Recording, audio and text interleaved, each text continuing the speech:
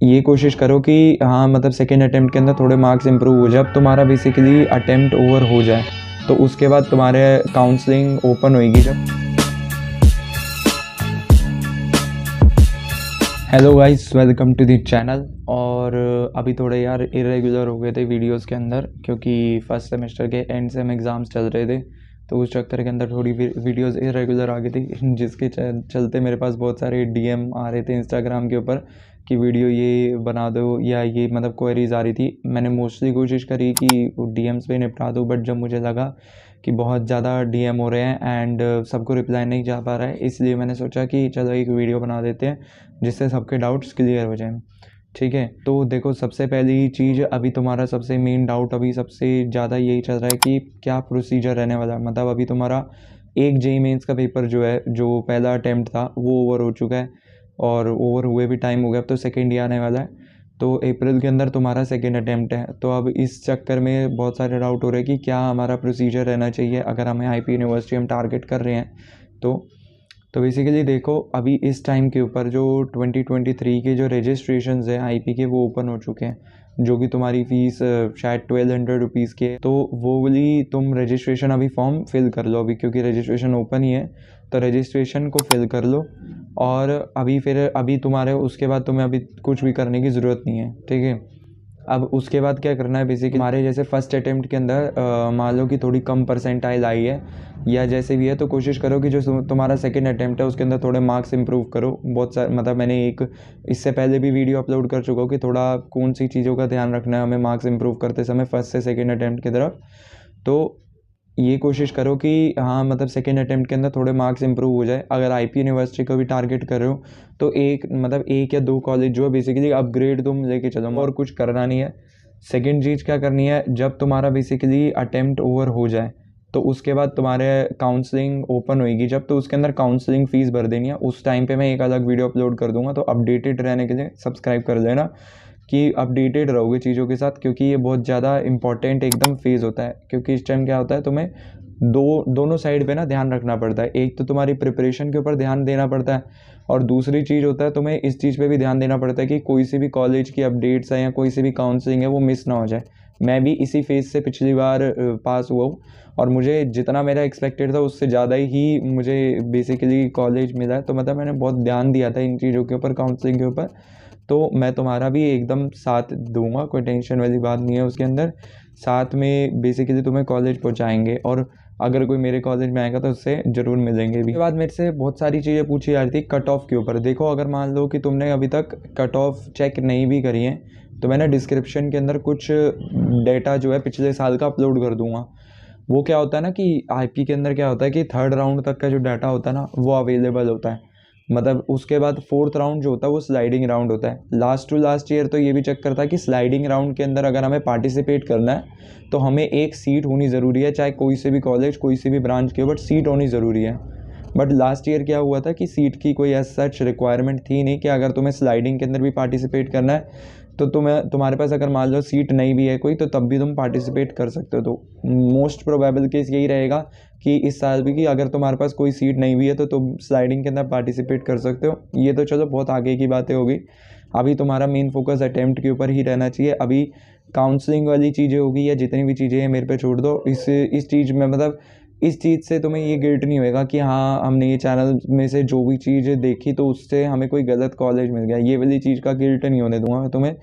बस चैनल को अगर तुम रेगुलरली फॉलो करोगे ना, मार्क्स के जितने भी अकॉर्डिंग कॉलेज है उसको तो जो डिजर्विंग कॉलेज है उसके अंदर ज़रूर पहुंचवा के रहेंगे। ठीक है ना, मतलब उससे ज़्यादातर क्या होता है ना कि काउंसलिंग की मिस्टेक्स की वजह से जिनके ज़्यादा नंबर भी आए होते हैं, अब मान लो कि एक हमारे कॉलेज में बहुत सारे हैं जिनको मतलब बहुत इम्प्रूव्ड कॉलेज मिल सकते थे, बट वो अभी हमारे कॉलेज के अंदर ही बैठे हैं। तो वो काउंसलिंग जो होती है ना वो बहुत ज़्यादा मैटर करती है। मार्क्स अपनी जगह है और एक काउंसलिंग का प्रोसीजर अपनी जगह है, तो ये बहुत ज़्यादा इंपॉर्टेंट चीज़ है। ठीक है, तो कट ऑफ वाली जो मेरे से एक बंदा पूछ रहा था कि कट ऑफ इतनी रैंक तक मुझे ये मिल जाएगा, तो उसके लिए मैं अगर कमेंट में बताना कि अगर कोई अलग से वीडियो चाहिए होगी। वैसे मुझे कोई लगता नहीं कि उसके लिए अलग वीडियो चाहिए, क्योंकि मैं डिस्क्रिप्शन के अंदर डाल दूंगा, वो तो तुम खुद भी चेक कर सकते हो। वो तो फिर व्यूज़ ऐसे ही फालतू का तुम्हारा टाइम वेस्ट करने वाली बात होगी। जो इंपॉर्टेंट जो तुम्हारा भी टाइम चल रहा है उसकी मुझे लगता नहीं वीडियो। फिर भी अगर तुम कहोगे बहुत ज़्यादा मतलब अगर ज़रूरत होती है तो मैं कर दूँगा अपलोड, ठीक है। तो ये दूसरी चीज़ जो कट ऑफ वाली मेरे से कोई पूछ रहा था उसका डाउट क्लियर हो गया। तीसरी चीज़ देखो चॉइस फिलिंग के ऊपर। चॉइस फिलिंग जो है अभी वही मैंने अभी पहले बात करी है, मेरे से एक बंदा चॉइस फिलिंग के बारे में पूछ रहा था। तो चॉइस फिलिंग का मैं बता रहा हूँ कि अभी ध्यान देने की ज़रूरत नहीं है। अभी तुम अपने बस मार्क्स के ऊपर और परसेंटाइल के ऊपर फोकस करो कि कैसे तुम इम्प्रूव कर सकते हो, ठीक है।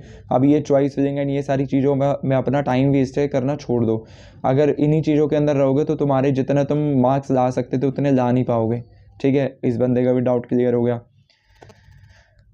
वही परसेंटाइल वर्सेस मार्क्स, मतलब परसेंटाइल वर्सेस मार्क्स के बीच में भी ना पढ़ो अभी।